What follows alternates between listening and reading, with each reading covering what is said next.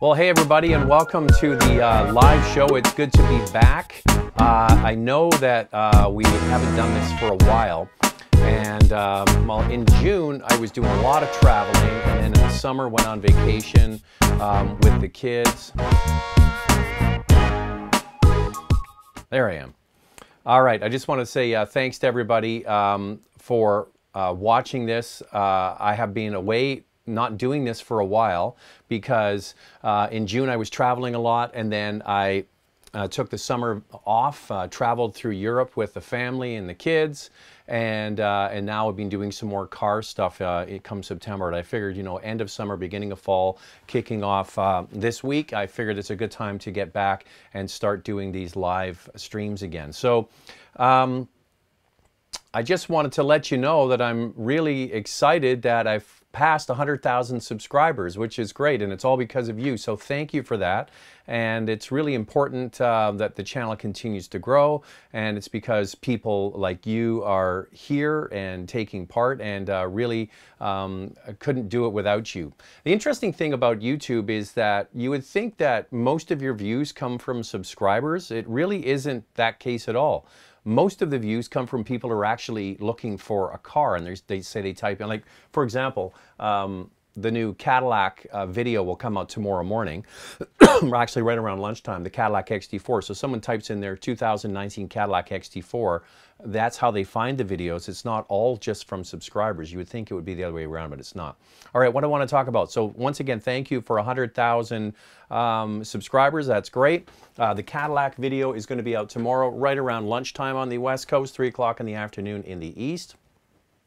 And I'm heading off to Italy for one night. Can you believe that? I'm going to be in Italy to drive the new Audi Q3. Northern Italy, near the Swiss border. So I'm looking forward to being back in Italy. This was me in Italy. I can't really see that picture, but I was in Italy with the kids and the family this summer, and that is the Amalfi Coast. And if you ever want to have a hair-raising drive, drive the Amalfi Coast. And the rental car I had for 2 weeks in Italy was a Jeep Renegade, the little one, but in Europe is actually a big car. So let's get into the questions. People are already lining up here. Fatir says, any idea when we'll be getting a 2019 Toyota RAV4 review? The car is coming out just before Christmas, I believe, so I suspect an invite will be coming from Toyota Canada to drive that vehicle soon. So I would think probably in November. Thank you to Giz Jing for saying welcome back. Joe M says, hey Zach, glad to see you back. I'm looking for a small sports car, 2-door manual transmission, hardtop, under 50,000. What would be your top 3 choices? If you're going to buy new or used, that really is a major factor. If you were going to buy a 2-door sports car, manual transmission, I would say that a Cayman probably would be my top choice. And you can find them. Here's the sweet spot if you're looking at a Cayman. 2013 to, I believe, 16 is when they made the last of the flat 6 engines for that car. So you could find a used one probably in that era, no problem, under $50,000. Rocco says, hi from Southern Alberta. How do you feel about the new Chevrolet Blazer? I have to drive it. I haven't had a chance to drive it. I've seen pictures of it, but it's going to be interesting to see. Stick on the Ice says, Victoria for lunch. Stick on the Ice has been busting my balls about the fact that I talk about Android Auto and Apple CarPlay in my reviews, because it's become a real sore spot with a lot of people. They want to know if they're going to be able to connect with their smartphone. I would probably guess that Stick on the Ice does not have a car with either Apple or Android, because if he did, then he probably want to know in a future vehicle if it had it.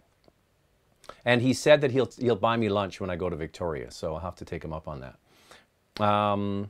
Ash says, last year I got a BMW 440 Grand Coupe and I'm really enjoying it.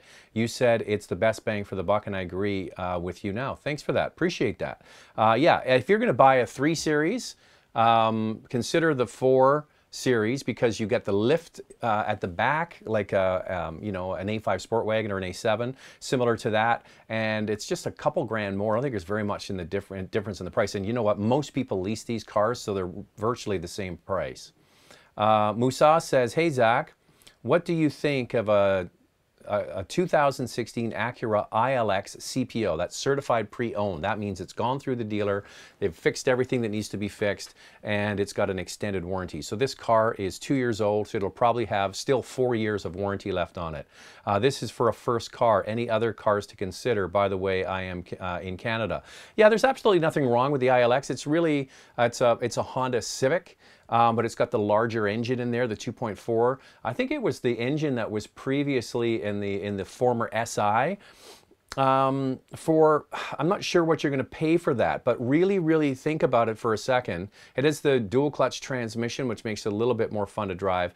But also, you know, considering what you're going to get or pay for the car, you might want to actually look at a new Honda Civic, because it's a Civic. It's just an Acura version of a Civic. But there's nothing wrong with the car.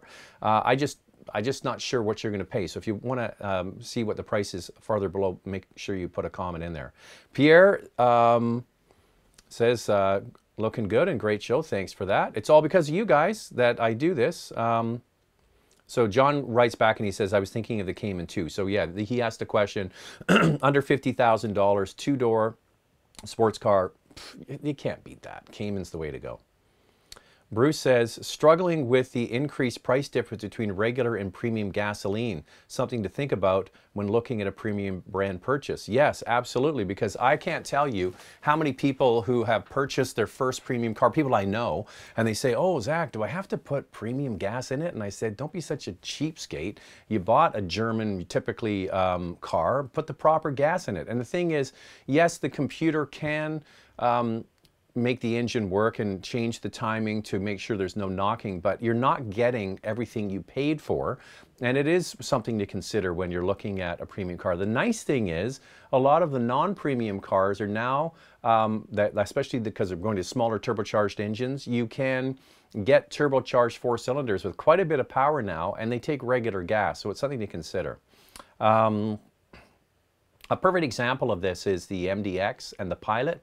The Pilot does not require premium fuel, and the MDX, they say, recommended. And Subaru does an interesting thing with their cars. If you put regular gas in, the engine is detuned to a certain horsepower. If you put premium in, you get a bump in power, and that's good. If you're going through the mountains, you're towing a trailer, you need that little bit of extra jump, you could put a tank of premium in it and run it and get better power. Do manufacturers pay all costs when traveling for new car reveals? For example, will Audi be paying for everything in this upcoming Italy trip? Yes, car manufacturers pay for people like me, auto journalists, to fly to a location. And the reason why it's actually less expensive for them to take everybody to one location, and they'll have 20 Audi Q3s, and there will probably be 2 weeks worth of journalists. There'll be journalists from Canada, from the United States, from Mexico, from the Middle East, from China. They all come to one spot, and we each get a day with the car, and then the next group comes in and we leave. And that's the way they do it, because you think about trying to ship and the logistics of shipping cars all over the world for all the kinds of people to drive, it just doesn't make sense. So it's actually cheaper for them to fly people to their location. And here's the thing, hey, if I had never done this before and I was flying, you know, business class to Italy, and staying in a nice hotel and getting a nice meal and getting a chance to drive a car, I would be like, oh, this is fantastic. I do it pretty much every week. I'm going somewhere. Last weekend I was in Seattle with Cadillac, staying at the Four Seasons Hotel. I didn't choose where they had the event. I could have been at the Marriott or the Best Western. I wouldn't really care. You know, so that's the way it works. Yes, they pay, and because they have to get us to the location to get us to drive the car. Would you consider a 2016 Porsche Cayman GT4 as a collectible, one of the few manuals? Low production runs are definitely cars, but you need age, you need rarity, and you need low kilometers or low mileage in order to get a car that's collectible. So I don't think the GT4 is that rare. You have to have very small production batches, typically to get collectability. Now, if there's a radical change and they go to something else, and this was kind of like a one-off and they don't make them like that anymore, then yeah. But the thing about Porsche is they can sting you. They brought out the 911R, and then they brought out the GT3 Touring, and basically what you're doing is getting the same car at a lot less, because people over purchased these vehicles and paid too much, and that's basically what they've done, is they've killed the market for that existing car. So be careful. Stick on the Ice says, what would be the best used Porsche model to get? 50,000 or less. What about ongoing maintenance? Does this amount count towards lunch? He's done a super chat and he's paid $13.99 to get on the super, which is very generous, by the way. Hey, I don't know. I'll have to think about that. This should come off the lunch tab. For all the busting my balls you've been doing, I don't think that. No, I don't think. You got to buy me lunch and beer. What's the best used Porsche model to get? 50,000 or less. Here's the thing. If you can find a 911, a 2009 or newer, not the ones before that, and you can get it for under $50,000, that is the Porsche to buy. If you can't get a 911, because in 2009 they came out with two things. They came out with direct injection, and they also came out with the new head units that allow you to have Bluetooth. Can you believe up until 2009 Porsche didn't have Bluetooth in their cars? Ask me how I know, because I used to have a 2008 Cayenne. So if you could find a 911, even just the base model, under $50,000, that's the one to buy. 2009 or newer, hard to do, or a Boxster or Cayman. That's pretty much the answer. Alain says, is the 2018 Mazda 3 GS still a good buy compared to its competitors? I think you mean the GS. The Mazda 3 is at the very end of its run. I just put up a Mazda CX-5 review. Great little car. The Mazda 3 is at the end of its run. This car is going to be replaced with a new model, so you're getting the very end of a run versus newer products. So the Jetta is new. The Elantra has been refreshed and updated for 2019. The Civic got a minor facelift, but you know, so I would put those sorts of vehicles into driver's cars. Would be the Mazda 3, would be the Golf, and what's the other one? The Civic are sort of driver's cars, and some of the others are more just basic utility. The new Corolla, by the way, is pretty good. If you like the Mazda 3, check out the new Corolla hatchback. The only detriment to that is it's got a continuously variable transmission, where the Mazda 3 has a regular good old automatic, a Skyactiv automatic. So there you go. But that's the thing. Buy it if you're getting a 2018, knowing that it's going to be an old car in probably about a year. Hussein says, what about the Golf R? Excellent choice. That's another great choice. I prefer the GTI Autobahn version for a lot less money. The GTI is so much fun to drive. Yes, you get the power of the Golf R, you get that extra power, but the GTI, lighter weight, more tossable, and a lot more fun. Any thoughts on refresh HRV? HRV, I haven't heard anything about a refresh, but it desperately needs the head unit updated, because it's the one vehicle, I think it's the only vehicle in the Honda lineup that doesn't have, wait for it, Apple CarPlay and Android Auto. Why does this keep going off? There we go. Sorry, here we go. I got to find where I was again. Hi, is the new Tucson better than the 18? I don't think there's any difference between the 18 and the 19, unless I'm missing something. So no, I don't believe so.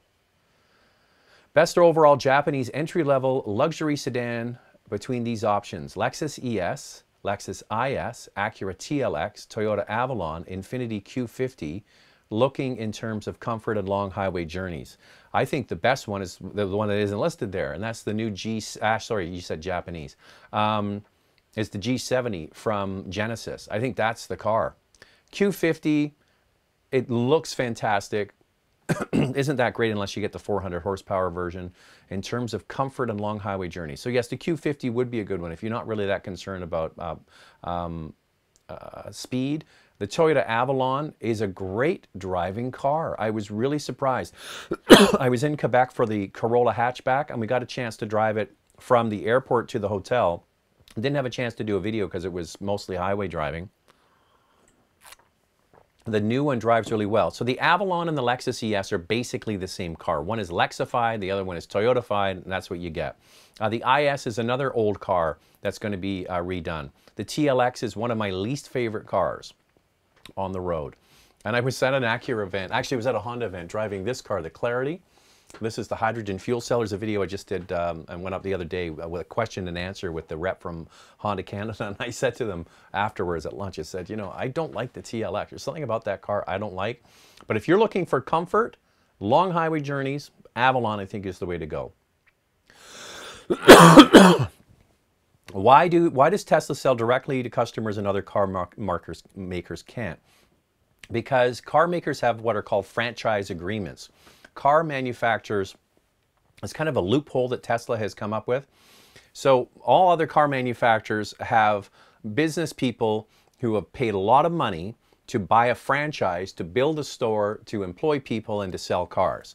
Now, if you come along and you're the manufacturer and you say, oh, hey Bob, you spent, I don't know, $5 million on your dealership. By the way, yeah, we're not going to sell through you anymore. We're going to sell directly to the customer. It's starting to happen. Genesis is doing that. They're doing direct sales, but you still get the car at a franchise or a store. Okay, so Tesla's done it that way because they are a brand new company and they wanted to do something differently like they do with everything, but that's really the reason why. I think we're going to end up going that way. And when you have brands that are fully integrated from top to bottom, for example, in Canada anyway, the majority of Mercedes-Benz stores are owned by Mercedes-Benz Canada, and it's a subsidiary of Mercedes-Benz AG in Germany. So from the factory to the dealership, they control everything. So there is an opportunity for a brand to do direct sales, but they've invested millions of dollars in their dealerships as well. Franco says, hello from New Westminster. All right, thank you. Sorry, this keeps jumping around. VW e-Golf, goodbye for 10 years of owning. Hard to say. I'm a really big believer in electric cars are like cell phones. Every 2 or 3 years you're going to upgrade. If it was me, I would lease an electric car. I wouldn't own one. And the reason, here's a perfect example. You go online and you price out an e-Golf, and by the way, they're not going to be making an e-Golf for 2019. They're getting ready for the ID cars that are coming from Volkswagen in 2020, so they're getting set for that. The thing is, you look at the calculator online for a regular, similarly priced Golf, and then you look at the electric version. The lease rates are so much higher because they don't even know what the residual value is going to be. So residual value, what its car is going to be worth several years down the road, is the big question mark. And for me, electric cars, there's just too little that we know about them. I tell you what, here's a perfect example. Go on Auto Trader and type in, you know, used Nissan Leafs, and you'll see just how inexpensive these cars have become, because a car with a crap battery is worth nothing. A car with you know, needs a new transmission can still be repaired, but that's the big question. I would lease any electric car. What do you think is the best compact crossover? We're thinking of getting the Nissan Rogue. The Rogue is okay. I'm not a big fan of the continuously variable transmission. I think in this marketplace, I think the car, the crossover that is going to be the one to beat is going to be the new RAV4. The new RAV4, having driven the Camry with their 2.5 liter and their new 8-speed automatic transmission, same driveline, it's going to be kind of going into the RAV4. You're going to have the opportunity to get, of course, a hybrid and maybe even a plug-in hybrid. I think that is the one. And the current RAV4 is going to be sold off here in the next couple of months. So if you're driven by having the newest and the latest, wait for the new one to come. If you want the best deal, maybe try and get a good deal on one of the last ones as they're just coming onto the lot now, and between now and the new year, there's probably going to be some good deals on those cars. That for just basic reliability, absolutely. This CX-5 is a really fun little car to drive. Some people find it underpowered, depends what you're using it for. Yeah, those are good ones. The CRV is like the Swiss Army knife. It's got some of the biggest cargo space on the inside. There's so many options, so maybe give me a few that you're considering and I'll narrow it down from there. But not a huge fan of the Rogue. What do you think of the new Volvo S60? Actually, there's an event to drive the new S60, I think this week, and I'm not able, well, actually I wasn't invited to go, but yeah, I have to wait until I get a chance to drive it. But all the stuff that Volvo's coming out with is remarkably good. And I don't like their infotainment system that much, but the styling of their cars, the way they drive is all first rate. Fatir says, looking to start my watch collection. What's a good sub $1,000 watch as we that is well built and hold its value?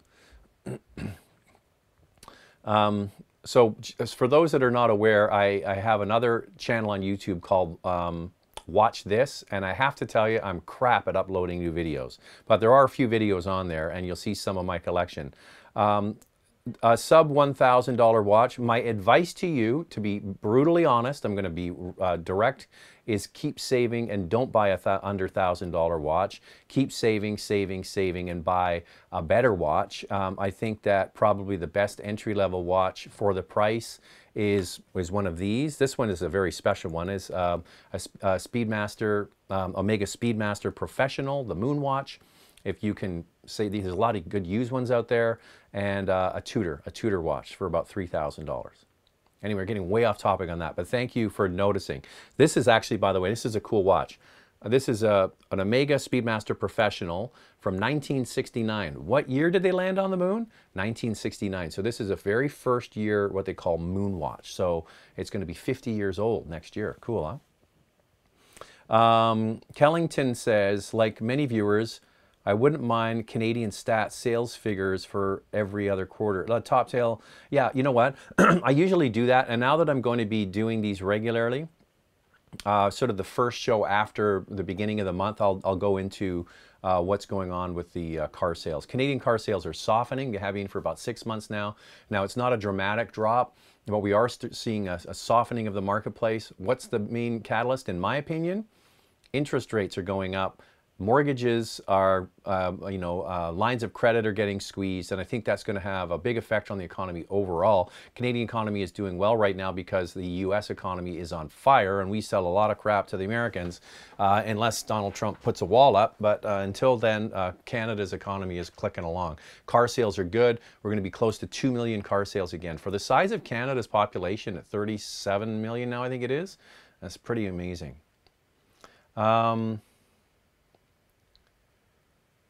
Somebody says, John Burrows says, the HRV lists CarPlay and Android Auto on the website now, I believe. Well, that might be an update that I didn't know about for 2019. It was interesting. I was at a dealer a little while ago picking up a car, and I was talking to one of the sales guys, and they were telling me it doesn't have it. So that must be an update for 19.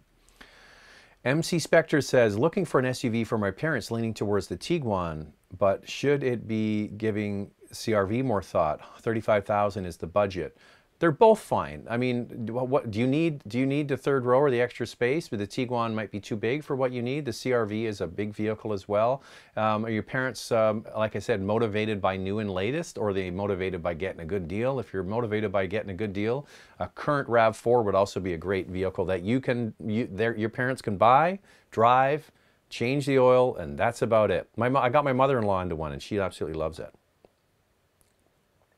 Best three-row SUV under $45,000. Best three-row SUV under $45,000.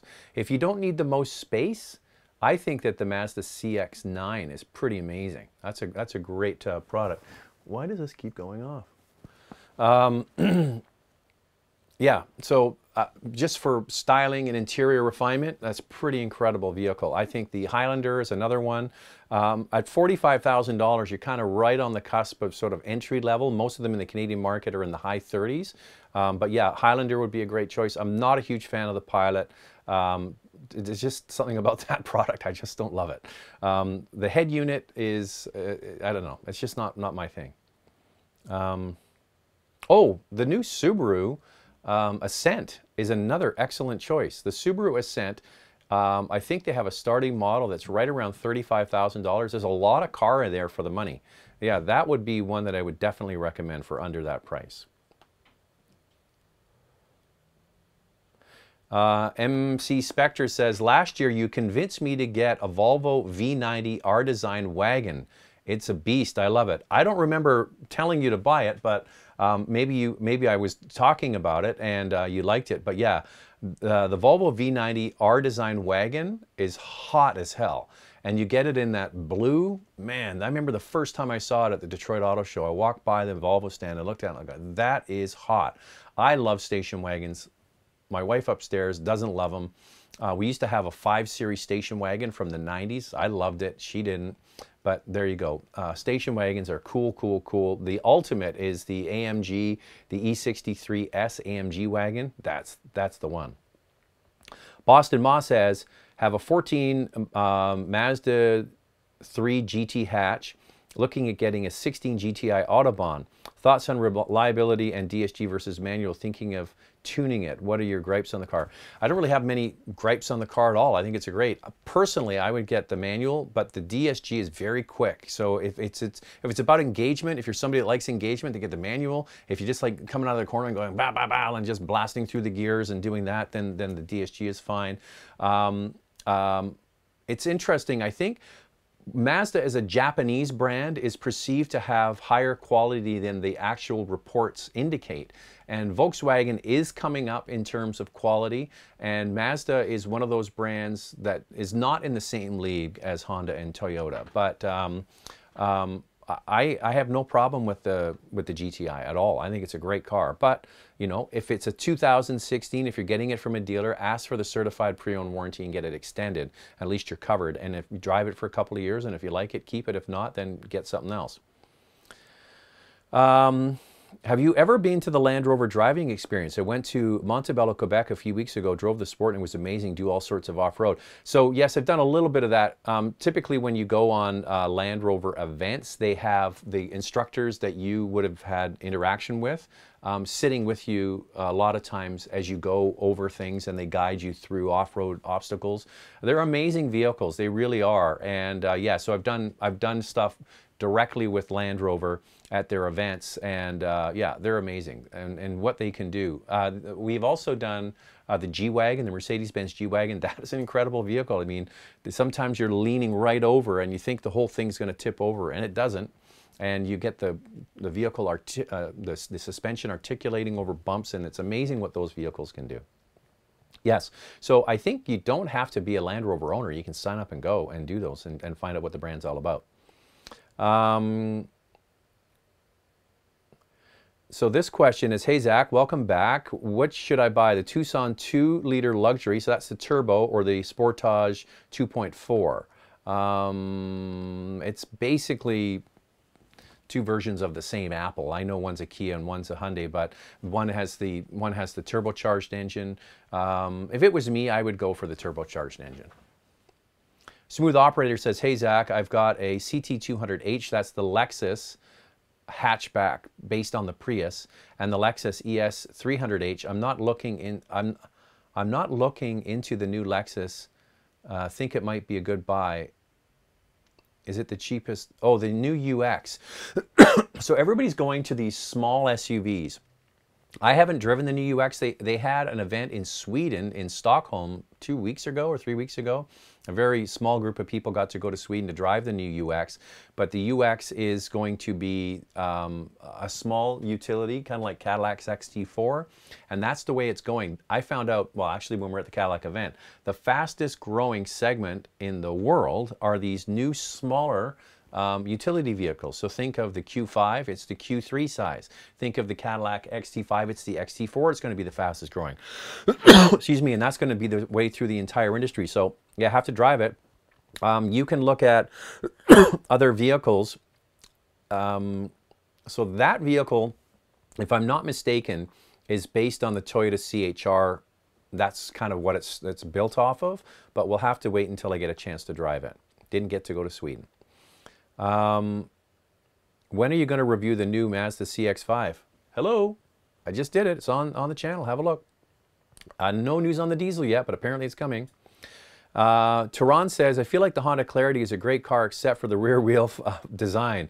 Are they changing it anytime soon? So that's a cutaway drawing of the Clarity. And I was giving them, actually, you can watch the interview I did on the channel. It just went up a couple days ago, talking about the Clarity hydrogen fuel cell vehicle, but it looks exactly the same as the plug-in one that is for sale here. And I said right at the beginning, you know, man, this thing's ugly. And I'm with you. I couldn't spend my, you know, $40,000 on a car and look at it looking like that. I just, you know, my whole thing is when you get out of your car and you walk away, do you want to turn around and look at it? That's the real test of a good looking car. When you wash it and you turn around and you look at it and go, that's a nice looking car. I don't think there's many people with a Clarity going to be doing that. But, you know, it's in the eye of the beholder. And I think for one thing is that if you want to look different, the Clarity's the car for you. So somebody says the HRV is refreshed for 2019. Yeah, I don't follow the HRV that closely, but it's interesting. I was just at the dealer and I was talking to them about it, and they didn't mention anything about it. So Rita says, why do car journalists, including yourself, praise the Mazda CX-5, although it falls behind the competition, the CR-V and RAV4, especially when it comes to safety features as standard? Well, for 2018, yes, they don't have it as standard equipment on the base model, but you can add it. And the other thing is a lot of the competitors are just a little bit more expensive. So when you actually add in the safety package, it works out to be very similar. These vehicles are priced almost dollar for dollar, feature for feature. So yes, the reason why journalists like the CX-5, I'll tell you why I like it, is it handles better than most. It has an interior that is much better than the two vehicles you just mentioned, the CR-V and the RAV4. They look budget compared to the interior of that car. It handles better, and it's a damn good looking car. So I think that's got something to do with it. But yes, if safety is your thing, go get a RAV4. It comes standard with all that stuff. Which compact size cars do you recommend for reliability? Compact car reliability? Go get a Corolla or a Civic. Kevin Kim says, hey Zach, I'm wondering why some automakers are not generous on their adaptive cruise control system. I'm not sure what you mean by generous, by adding it in as standard equipment. Here's the thing. There are people that sit in an office for years with a spreadsheet deciding what features are going to be in which trim. And what they try to do is get more of your money.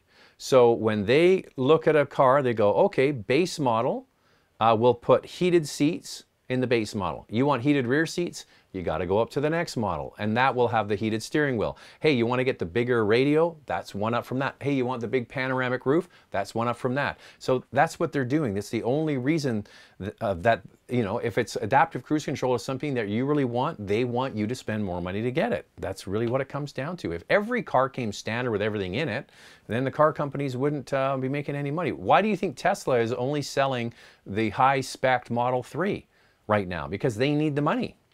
That's why they're doing that. They're not selling that what supposed $35,000 car because they're not going to be making any money selling that one. So Kevin Kim writes back and says, for example, the CR-V supports stop and go features for the automatic cruise control, but Pilot cancels the function below 22 miles per hour. Definitely the Pilot is more expensive than CR-V, so it doesn't make any sense. You also have to look at when the vehicles were introduced, the cadence of the model introduction. So you're comparing vehicles that were released at different dates, and that's where you get into issues with the stereos and the head units, and why does this car not have this feature and another one does? Why does this car not have it? Because probably the system that is in the CR-V is newer than the Pilot. The Pilot was out a year or two before. That's probably all it is. So when the Pilot gets a refresh, they might include that again, but that's probably the #1 reason. Okay, I've lost my spot here. Hang on a sec.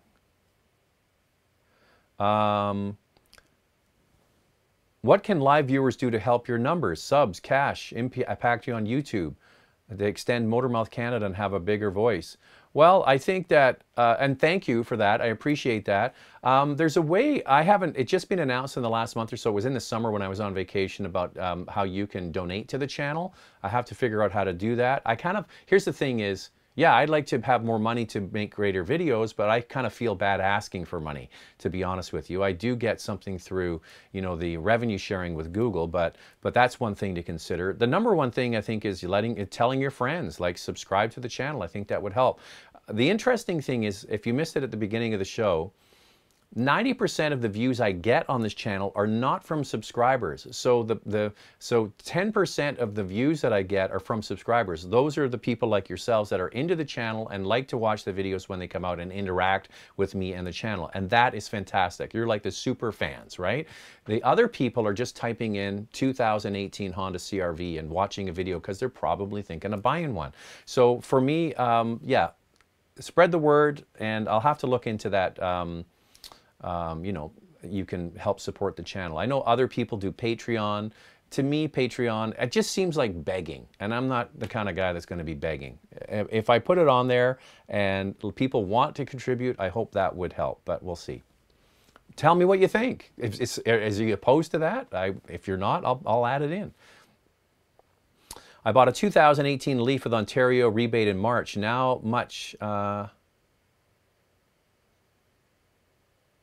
So what is this? Mike is saying, I bought an 18 Leaf with the Ontario rebate. How much hate have you personally seen with electric cars talking with people? I've personally seen an unbelievable amount of hate. Why?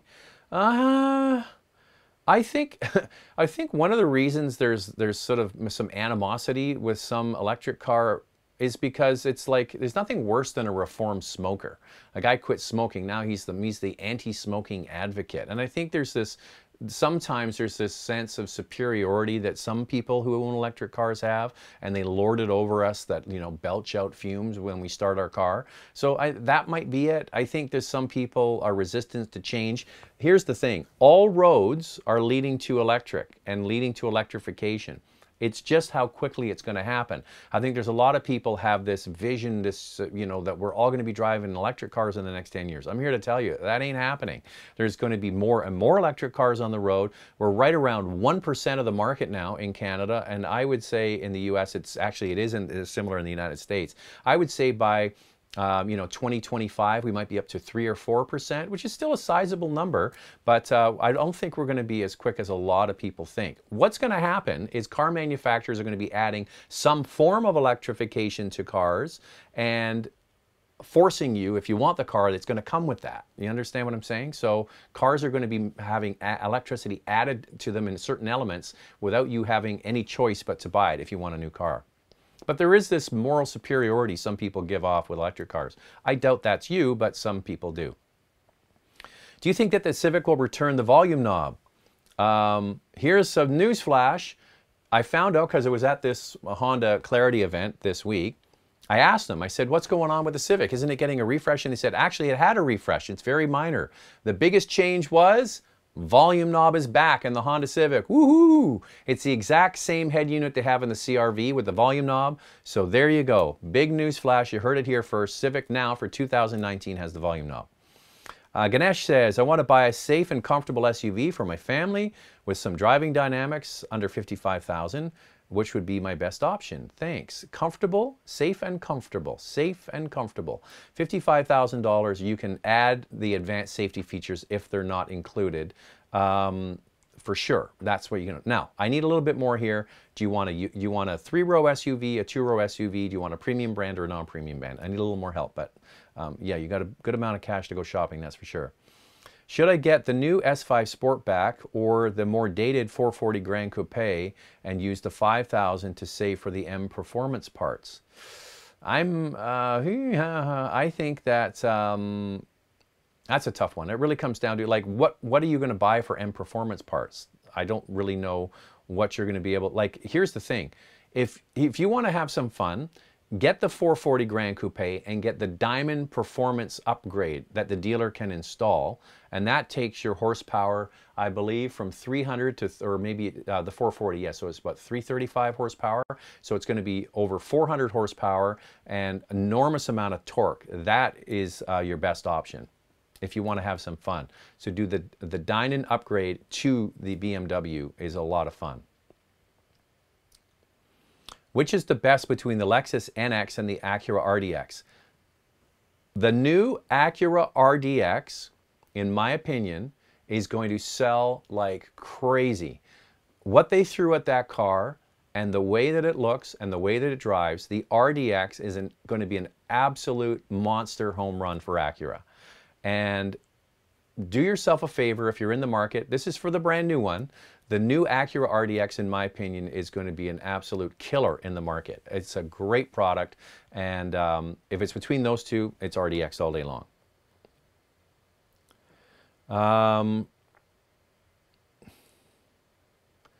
So Daniel says, what is your pick for the top 3 cars of 2018? Just picked up a 2018 CLA 250 after watching your old review. Got a solid deal on a demo. That's good. Yeah, the CLA is a fun car. Top picks of, I have to think about that for a second. I have to think about that and go through the cars that I've actually driven for 2018. I will do an end of year, my favorite cars, so wait for that. Mustang GT. Was that this year or last year? Anyway, Mustang GT is the car that, hey, I get the Bullet Mustang in a couple of weeks. Very excited about that. Fatir says, if you give the car a bad review, do manufacturers stop inviting you to their events? Here's the thing is, there are no really crappy cars anymore. Like, everybody makes a pretty good car. So it comes down to a lot of subjective things, you know, does it have this, does it have that? And if you watch my reviews, often I try to sort of place the car in its class, and does it kind of fit into what the others are doing, and is it better? So yeah, I mean, there are some cars I really don't like, but yeah, I mean, I said point blank, I said their car's ugly, but I'll get invited to another Honda event, don't worry.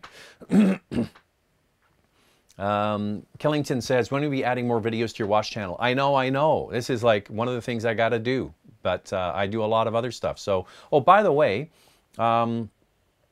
if you live in the Vancouver area, I have a brand new radio show on B&M Bloomberg 1410. So in Vancouver, 1410 is now the news channel through the week, and on the weekends they have some specialty programming. So 9 a.m. in Vancouver on 1410 a.m. I have a 1-hour automotive show, and I have interview guests. So it's, if you're into that, and also if you want to listen to them, you can just type into your computer B&M Bloomberg radio, and you'll find me in Vancouver, and you can click on my page and you can listen to the podcast as well. Okay. Hey Zach, any clues on when Toyota 4Runner will get a new generation? I mean, I had an interview last year at the Detroit Auto Show with the Vice President of Toyota Canada, and basically said, your trucks have been left on the vine way too long. The Sequoia, the Tundra, the 4Runner, like these trucks are really getting old now. They know that. They said this year we're focusing on the mainline cars. So of course, new Corolla hatchback. There'll be a new Corolla sedan early next year, probably. New RAV4. Those are their mainline cars. That's where they make all of their money on those ones, because they sell a lot of them. The 4Runner is desperate to get a new lighter package, and probably the 3.5 liter. Here's the thing is, the D4S in the Tacoma, the 3.5 liter versus the 4 liter. The 4 liter sucks gas compared to the new one, but it's a way better engine. I don't know what it is about the Tacoma with the 3.5 liter, but it seems sort of anemic when you drive it.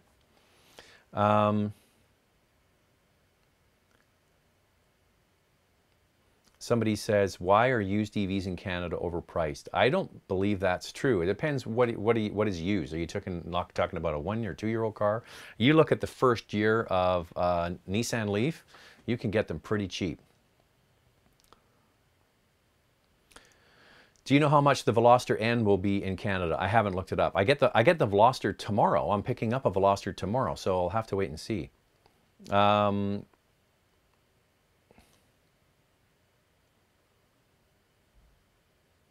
I've seen you on driving television on Global. Can you tell me about that? Yeah, so for those that only know me from YouTube here, we're heading into our 16th season of driving television. It's every Saturday. Yeah, every Saturday, 11:30 on Global across the country. What do you think of the new subscription-based model of the upcoming Polestar 1 from Volvo? This is something that's going to be happening more. So you pay a fee and you basically get the car. It's a subscription model. You get the car, you get the insurance, all that kind of stuff. Cadillac was one of the first to do this in, I can't remember, I think it's only in California. You pay and you can basically get in and out of different Cadillacs. So for example, you're going skiing with a family and you need to throw all your skis and stuff and you want to get an Escalade to go up into the mountains.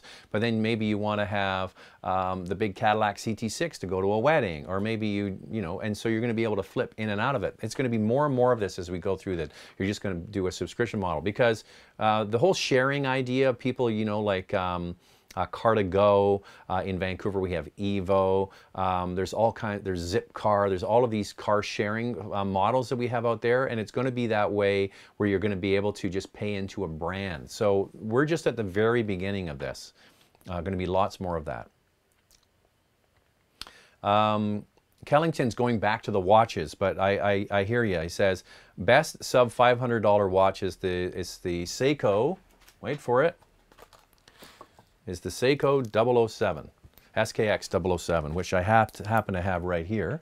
So this was my watch I wore in Europe when I didn't want to wear my fancy watch. I left it in the safe, and then I took that one. Yes, that is the best watch. If you're wanting to buy an automatic watch, your first automatic, not you know, quartz watch, the 007, the SKX 007, hands down. But I suggest you save more, which was the question earlier, to buy a nicer watch. What do you think about the Ridgeline? Ridgeline's fine. It's selling a lot better than the old one. It has a lot going for it, and yeah, I like it. Nothing wrong with it at all.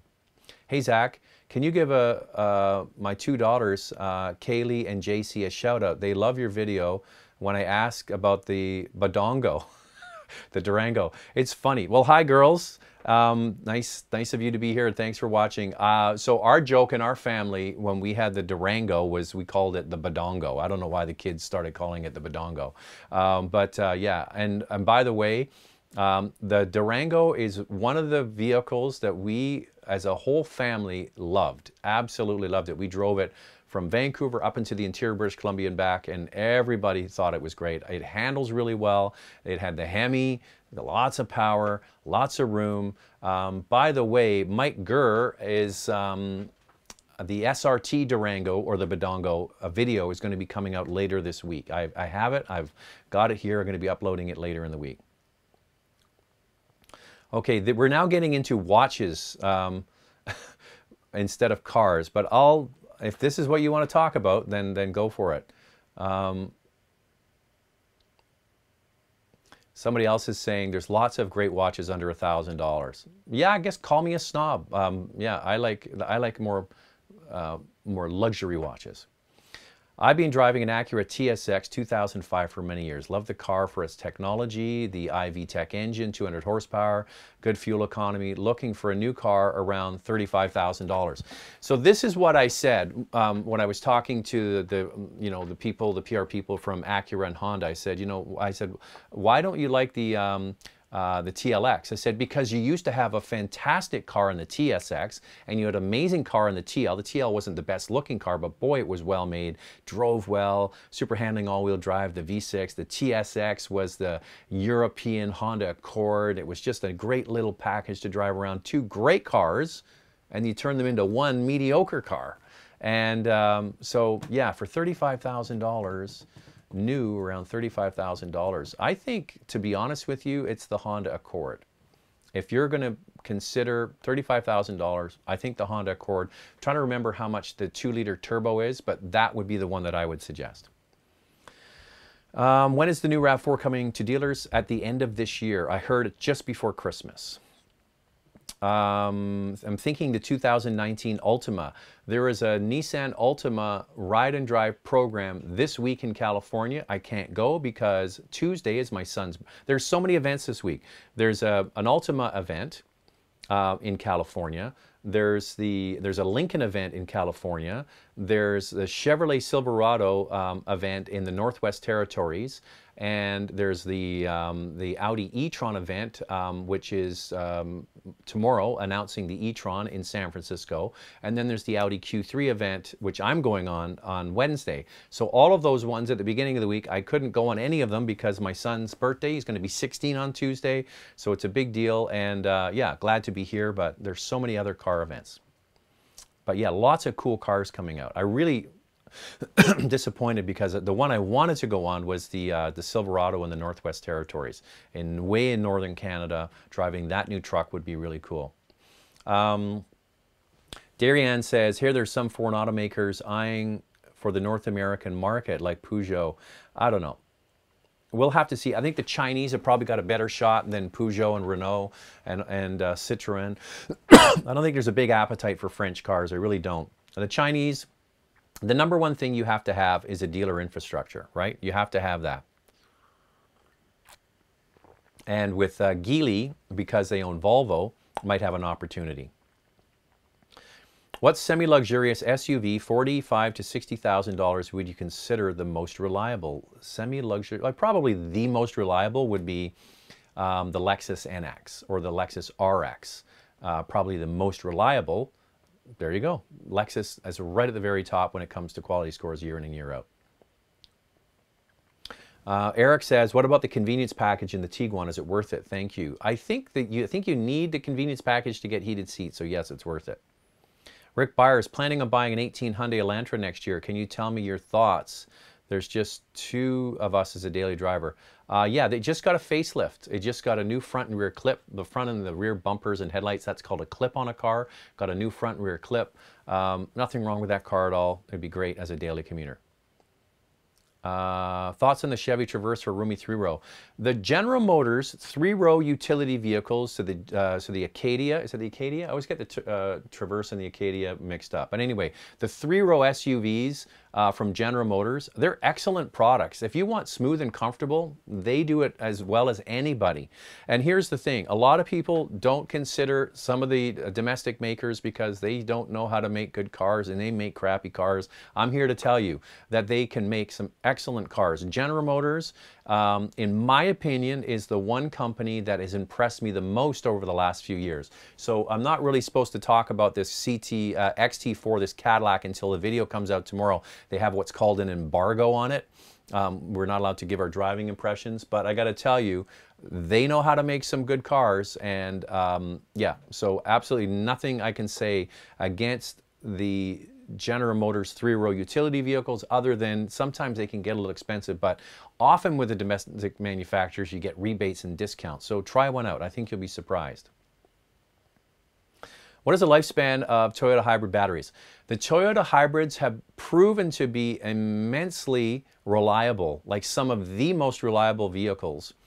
Prius, for example, the very first, like around the world, Prius is used as a taxi, okay?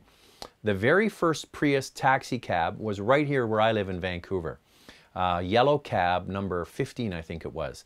The guy bought it because he was cheap and didn't want to spend money on gas and put it into service as a taxi. Toyota found out about this in Japan. They bought the car off him and gave him a brand new Prius for free. And that car at that time had 300,000 kilometers on it. They took it back to Japan. They ripped it all apart. There was a yellow cab that had 150,000 kilometers on it here in Vancouver. And now, because of that experiment, it's a proven reliable car. It now is spread all over the world, that taxis all over the world now are Prius. So Toyota has proven the batteries themselves, I haven't heard of a lot of problems with, but they know how to do it. They've been doing it, I think, the best of any manufacturer for a long time. New X5, new GLE, new Cayenne. Which one's the best? I've only driven the Cayenne. Haven't driven the new X5 or the GLE. They just had events last week for them, so I have to wait to get into them. But you know me, I like the Cayenne. I own a Cayenne. There has never been an M5 estate or touring wagon sold in Canada or the US. Have you ever seen one? The AMG yeah, they used, so in Europe, so some, like for example, there were some years they didn't actually do an M5 variant. The one that I love is the E39. They only did an E39 540. They never went to all the way to an M5 for the touring. But yeah, it's one of those things I'd love to do, is go to Germany, because in Canada versus the United States, you can bring a car into the country if it's 15 years old without any modifications. In the US, it's 25 years. So some of those cars now are from the early 2000s. For example, you could get a 540 station wagon with a manual transmission that we never got in North America.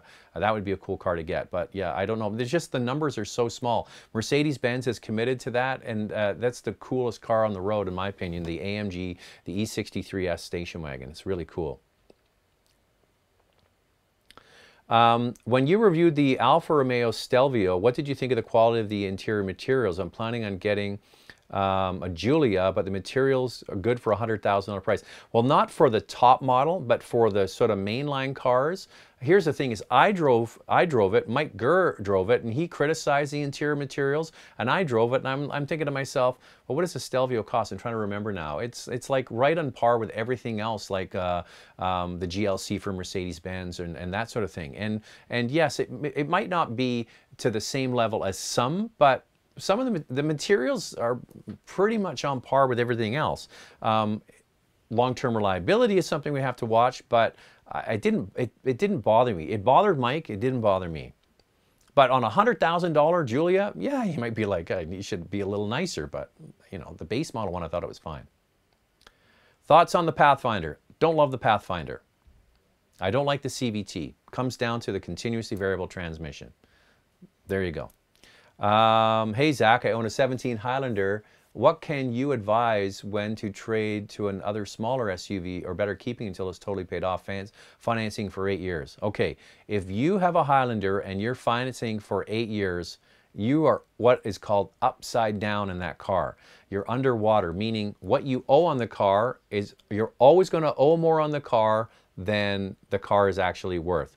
So my advice to anybody is, and it's too late now, is do not take out these long amortizations, you know, 7 years, now 8 years. This is the first 8 years I've heard of. Do not do that. You're better to lease the car for 3 or 4 years and keep the payments down, and then consider buying it out at the end or getting into another vehicle. But the problem with an 8-year term is the car is always going to be worth less than you owe, and it's not fun. So probably best just to keep it. Okay, just keep it, pay it off. And if you can pay it off sooner, that would be even better. All right, lots and lots of people on here today. I'm going to sort of wrap it up shortly, so I'll just scroll through and see what I can find here. Hey Zach, a growing family looking for a 3-row utility. Your opinion, a 13 Mercedes GL 350 diesel versus a new Atlas. Love your channel. I don't know, I love me my diesel. So what year is it? 2013. Here's the thing. If you're thinking of getting a GL, please, please, please do your due diligence and make sure that you have all of the maintenance, get it inspected, all of that kind of stuff, because it can be an expensive vehicle to maintain.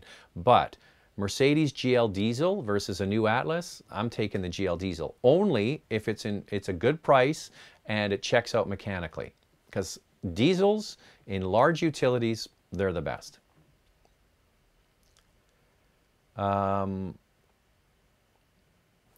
So somebody writes, hey Zach, I'm a big fan of your channel. GTI needs premium. I'm looking for entry-level fun to drive.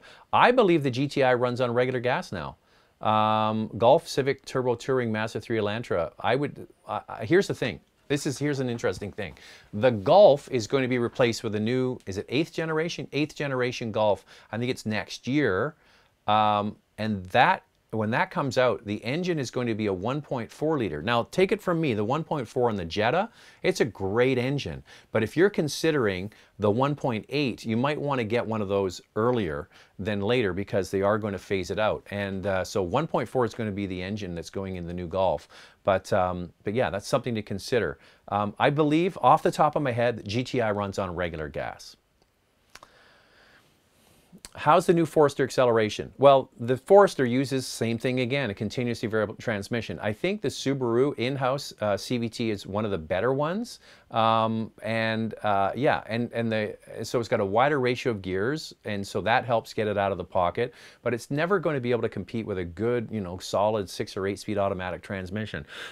I actually thought the Forester was good. I think the updates they did to the inside are definitely welcome. It used to be pretty stark and basic. It's very simple design on the inside, but it is nicer, softer materials, nicer feeling seats, all that kind of stuff. So go and try one. They're just arriving at dealers now. I think the first one arrived here in Vancouver just a few weeks ago. Hey, when do you think the VW Atlas Cross Sport will be on sale? Well, they have to officially announce it. So yes, it hasn't officially been announced. They showed a concept, but it is coming. There is going to be a two-row, 5-passenger version of the Atlas.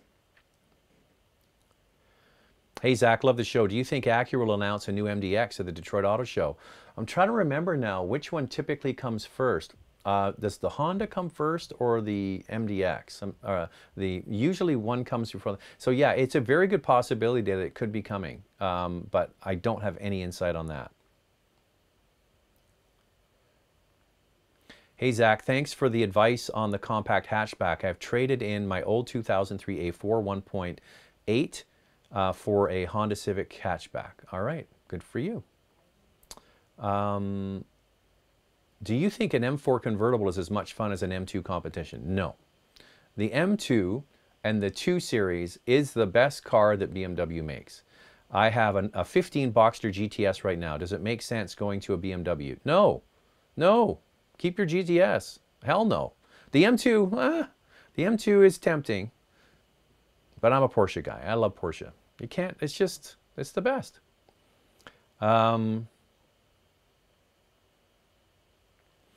All right. I think I'm going to wrap it up because there's a lot of people here, and I've been on for an hour, which is a long time. So thank you to everybody. I'm going to be doing these again every weekend. Now, if there's some travel plans, or sometimes I have a family engagement on a Sunday, I might move it to a Monday, but I'll let you know in advance. So I'm going to be doing these regularly. Thanks to you. Thanks again to everybody subscribing. I'm over 100,000 subs now. That's really great. Almost 54 million views on the channel, so it's really good. I appreciate everything that you guys say to me, and I read all, even if I can't get to all the comments on this, don't worry, I go through and I read them all again. So appreciate it. And once again, if you're in the Vancouver area and you want to hear my radio show, Saturday morning at 9 on BNM Bloomberg 1410. And if you go to their website, you can listen to the podcast. All right. I'll talk to you next week, and keep looking out this week for new videos. Talk soon. Bye now.